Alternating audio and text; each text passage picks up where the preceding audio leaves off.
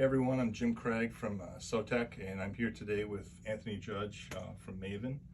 And we're going to talk a little bit about a load carriage system that we've developed that goes a step beyond. I think it actually challenges some of the paradigms that the military has been using to develop their load carriage systems lately.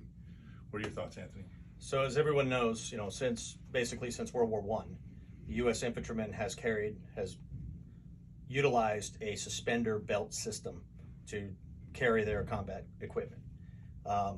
Since the beginning of this last war, and we were doing a lot of operations out of vehicles, we pushed a lot of that gear from our belt system up to our chests, up onto our plate carriers.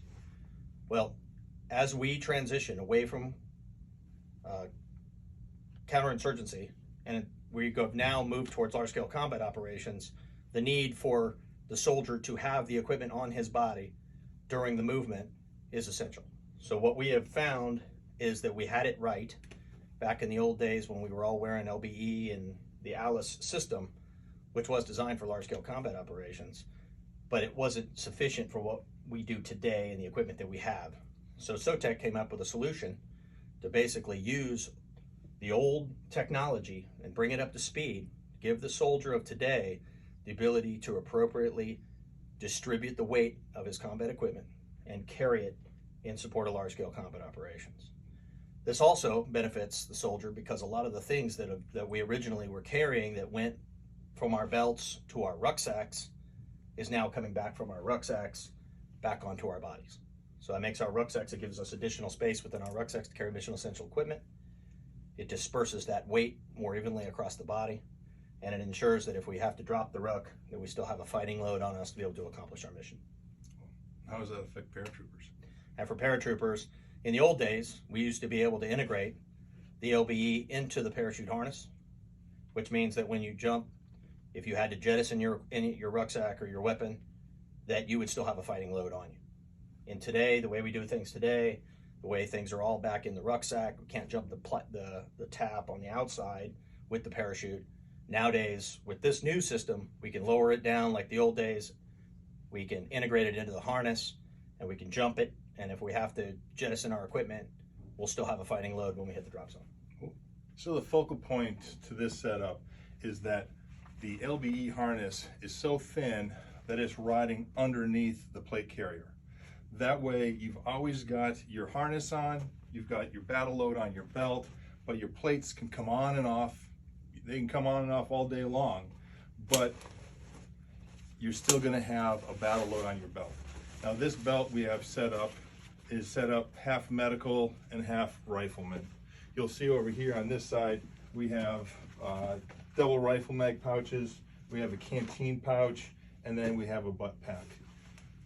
Over here on this side, this is a Medic's micro Cobra pouch, a dual purpose, this is double rifle and medical pouch, and then again the same fanny pack, but this is also our Cobra set. But you can see how thin and slim this is, and how quickly he's able to get that plate carrier off, and how quickly he's able to get this on. And to add to that, we have a Molly 4000 rucksack right here, and the ability to pop this on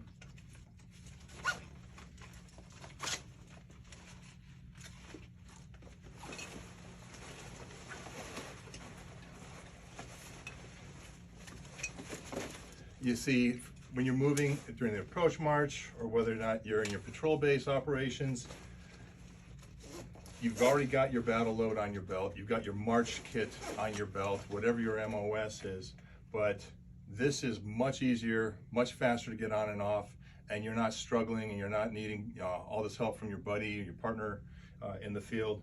It's a lot simpler, and we are just trying to simplify the load and the carriage for our infantrymen today. So one of the great things about this system is that we all know that as we conduct approach march, we don't want to be wearing, unless there's an anticipation of enemy contact, we don't want to have the soldiers wearing their plate carrier because it generates a lot of heat, right? And so what we could do with this system is given MET-T, given the combat situation that you're in, you can place a plate carrier and stow it inside the rucksack, give us the ability to, again, conduct the road march, conduct the approach march with all our equipment still on the soldier's body. So he's still got his water, still got his ammo, still got his medical, still has all the things he needs. He's got some of his mission essential equipment on him, so he can hold on to that until we get to the ORP, and then we can don it once we get there. And if we do make contact during that roll, it doesn't take us long to drop the ruck, grab the plate carrier, and put it on, as you saw in the previous video. Roger. So while you're moving, you've got your gear on, and the only thing that's really coming off and on is the plate carrier going in your ruck. You don't have all of your battle rattle going into your ruck and coming out of your ruck. Exactly. Keeping it simple. Simplicity.